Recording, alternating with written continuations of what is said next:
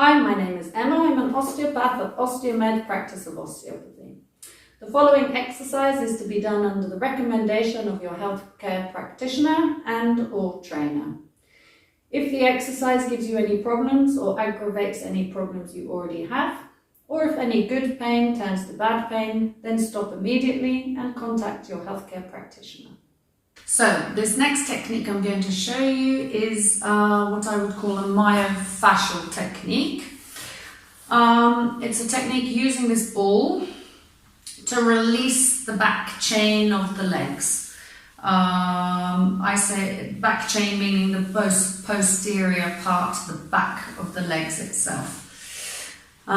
This is a technique I actually prefer using this ball to do the back chain. Rather than the foam roller.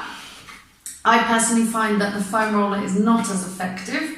One of the reasons being is it's quite hard to relax and do the foam roller technique at the same time. And they're quite big muscles, especially the hamstrings, and it's harder to get deep into it. So instead I use this ball. And the way I use it is to do fix specific points with the ball and do a stretch over the top, hence calling it a myofascial technique. The other reason I call it a myofascial technique rather than just a soft tissue release is because you're really getting between those tissue layers, the muscle and the fascia layers.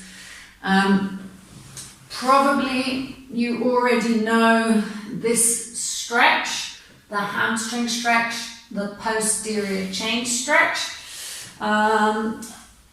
This ball technique, you do the same movement, the same technique, but using the ball at the same time.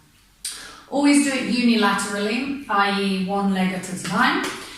And if you're on the floor, you can just have the other leg relaxed to the side to keep it out of the way.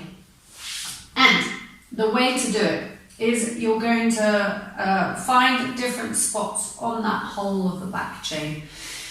To find those spots, you want to feel the tissue, and you can feel where it's a bit tighter, a bit more painful, or a combination of those two.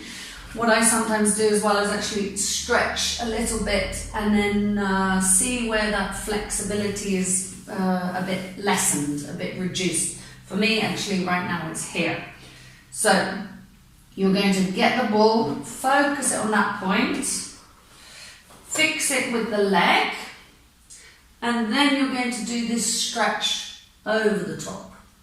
To do the stretch, you want to do that 3-point rule that I always talk about. So basically you're going to find that point of tension. You can call it tension, you can call it a pull, you can call it good pain. But what you don't want it to be is painful and too strong. So basically you find that point of tension, wait for it to relax, find the next point of tension. In this case it means increasing that stretch just a little bit more to find that next point, wait for it to relax, and do that 3 times. When you've done that one point, you can find the next. When you do the whole of that calf, that gastrocnemius muscle, all the hamstrings, you can do a good 5 minutes on the whole of the back of the leg, finding different points as you go. Like I said, you can test. And then when you've released one spot, you can test again and see where the next point is. For me, actually, it's down here now. So I'm going to do the same. Put the ball on that point, fix it, and then do that 3-point rule stretch over the top. If you're not flexible enough to do it with this forward movement and holding onto that foot, you can put your foot against the wall. Basically, you want to have this foot up because you are lengthening this whole tissue by having that foot up. So you could put that foot against the wall, find those points, put the foot against the wall, do the same stretch, but just starting a bit backwards like this. And then you can move forward to increase the stretch using your hands. Make sure that you're doing it from the hip, not slumping, because if you're doing it for the hip, you can be a bit more conservative, let's say, with the movement that you need. Again, if you're back here, if you're slumped, it's not going to be as easy. So almost bring your chest up, straighten your back, and then move forward to increase that stretch.